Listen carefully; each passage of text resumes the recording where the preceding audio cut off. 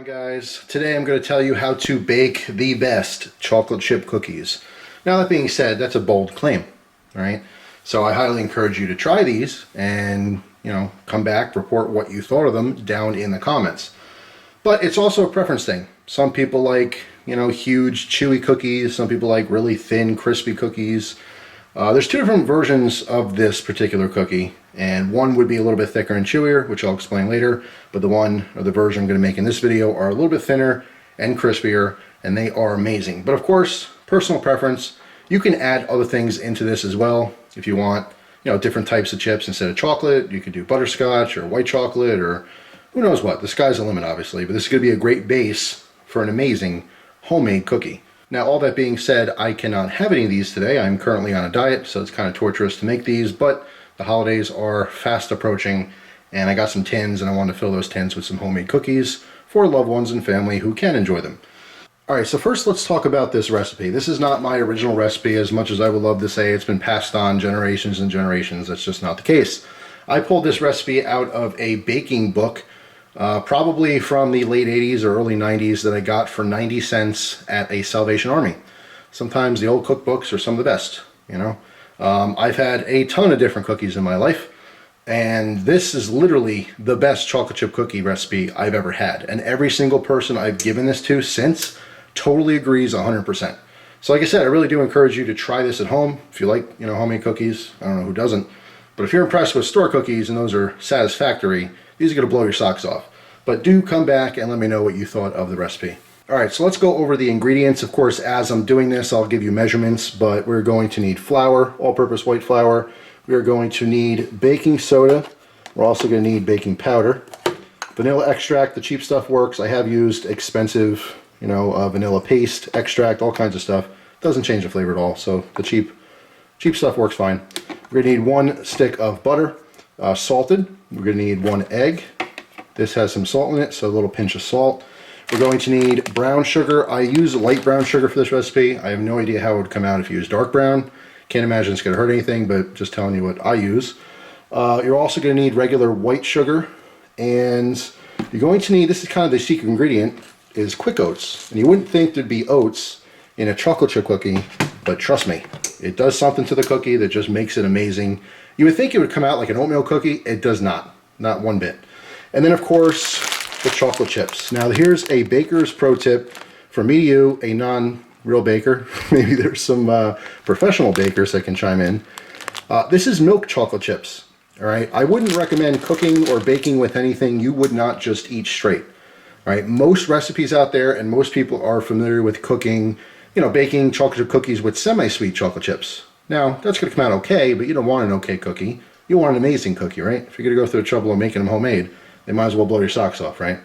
So yes, it doesn't have to be Hershey brand, but I do highly recommend milk chocolate chip cookies. It makes the world of a difference.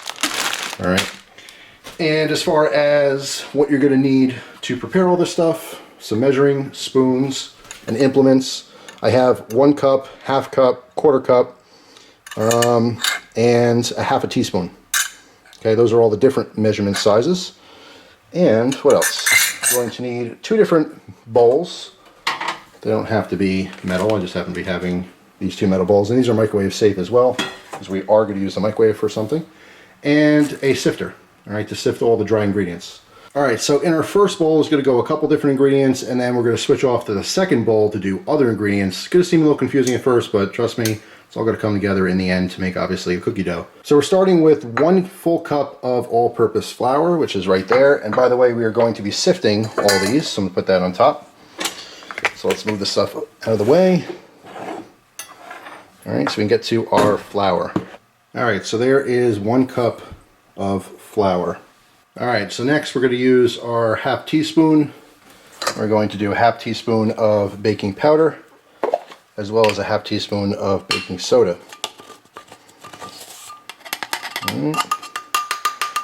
So let off. Not super precise with these things. Obviously, want to go by the measurements, but if it's a little bit heavy or a little bit shy, shouldn't make that much difference. All right, same thing with the baking soda. Now here's the thing, these are going to make slightly thinner, crispier cookies. Oh, our oven's ready. If you like them thicker and chewier, Do not put the baking powder or baking soda in there. Okay, they will end up being a little bit chewier and thicker. All right, so there again is half teaspoon of the baking soda. All right, and then we're going to add a pinch of salt. Now, of course, a pinch can be different, but I do a heavy pinch. This is going to bring out some of that flavor. And now we're just going to sift it. And the purpose is to get all those clumps out of there, which you can see on the bottom. All right, and I just dump those. All right, so we're going to take these sifted ingredients, and we're going to put this to the side. All right, so in this next bowl, we are going to add both the sugars, the butter, the egg, and the extract. But here's what I do. It says to cream everything together originally when I saw this recipe, but I took a quick step and it happens to work out perfectly, and it does actually change the cookie a little bit, and I think it makes it even better. I take the full stick of butter, put it in the bowl, and I melt it in the microwave. All right, obviously some microwaves are a little bit different in the power.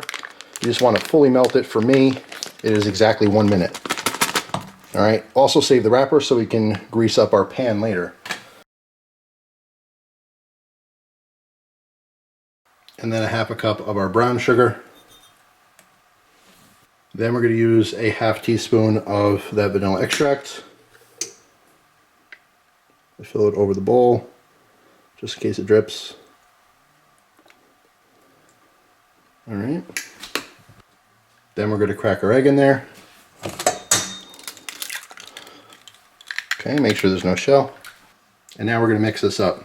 All right, now I use a fork just because it's easier to actually mix everything. It takes a little bit longer if you use a spoon. Of course, you can use a hand blender or something, but I always do this by hand. It seems to come out perfect. So I don't mess with what works. We're just going to keep stirring and mixing. Make sure this is completely incorporated.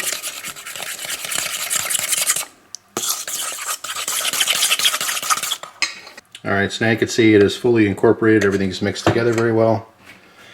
Now we're going to mix in all of our dry ingredients from earlier. Alright. As well as our rolled oats. So this is where that 1/4 cup comes in. We actually want 3/4 cups of rolled oats. Okay, again, these are very important. These are the quick oats. It's the same thing as instant oatmeal, but without any flavoring. All right.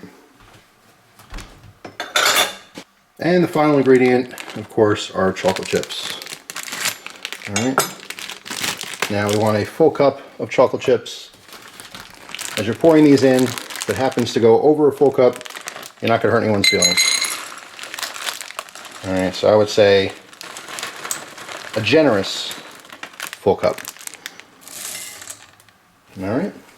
Now we're going to mix everything together again. All right, incorporate all of it together for our cookie dough.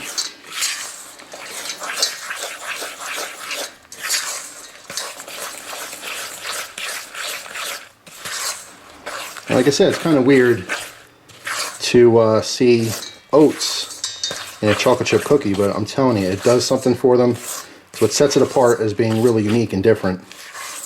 And they come out absolutely delicious.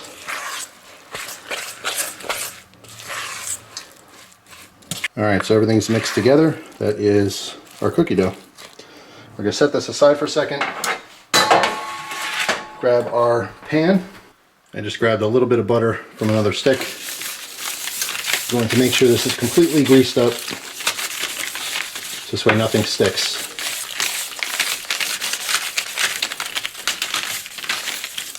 And I don't know exactly how many cookies this makes, but it's always been about 2.5 batches of 12. So I'm guessing around 30-ish, just kind of depends on how big you make them. All right, so what you want to do is just kind of glob down a little bit of the cookie dough. Now if you want these thicker and chewier, you just kind of leave them upright here. As opposed to if you want them a little bit crispier, you kind of flatten down the dough. You push it down a little bit and it'll cook out a little bit flatter and crispier. All right, so that's pretty much how they're going to look. We have 3 rows of 4 or 4 rows of 3, depending on which way you're looking at it. But you can see I kind of pushed them down a little bit. I think it's about a tablespoon of cookie dough, you know, per cookie. But like I said, you can make one big cookie, you know, if you're just kind of lazy, you don't want to make a bunch of little ones. Keep in mind, if you make one huge one, it will be a little bit thicker as opposed to thin and crispy. But we're going to pop this in the oven again at 350, and it's going to go in there for 15 minutes. So when 15 minutes is up, I'll take these out, show you what they look like. All right, so 15 minutes later, perfect cookies. But when you first take them out of the oven, they are too soft to handle. So you want to set your timer for just 1 minute, just to let them firm up just enough to transfer them over to a wire rack so they can fully cool. So we're going to let this go just a minute, and I'll show you the next step. All right, so a minute later, they are cool enough to handle. All right, so get a spatula and put them on a wire rack to fully cool. All right, and it's going to take about 5 minutes before they're pretty much ready to eat. If you want to have them warm anyway, you can eat them right now. But anyway, just go transfer these, and then of course you just repeat the process with the rest of the cookie dough. Like I said, this makes about 30 cookies. You can alter this any way you want. If you don't want chocolate chip cookies, you can do this with just raisins. You can do this with just cinnamon if you want. Of course, you can put in chopped nuts. I mean, whatever you want. It just makes an awesome cookie base. So that is that. So you can see how much cookie dough we have left. All right, I'm just gonna repeat that process and let these cool off. So there it is, the absolute perfect homemade chocolate chip cookie. These things are absolutely amazing. Of course, I can't have one, unfortunately, but I mean, man, they smell so good. But I know what I'm missing because I've had them a million times before. Of course, nice cold glass of milk, which I don't have here since I'm not eating these. But it's a pretty cool tradition if you have kids, and of course you celebrate Christmas. Maybe on Christmas Eve, you guys make homemade chocolate chip cookies. Obviously leave some for Santa. You guys and the kids can have some, you know, when they're done as well. But the reason I made these cookies is for gifts. So I got one of these cylindrical tins, because Merry Christmas, and filled it up with the cookies. Now obviously I could have made these a little bit bigger so they fit the tin a little better, which I might do with the second batch. But yeah, makes an awesome gift. Who doesn't like homemade cookies, right? Well, of course maybe you're allergic to it or something. But there's plenty of other sweets out there. If you're into homemade chocolate chip cookies, this is a must-try recipe. And again, please come back in the future after making these and let everyone know what you thought of the recipe. So thanks for watching, guys. Hope you have a wonderful day, and I'll see you tomorrow with another video. Take care.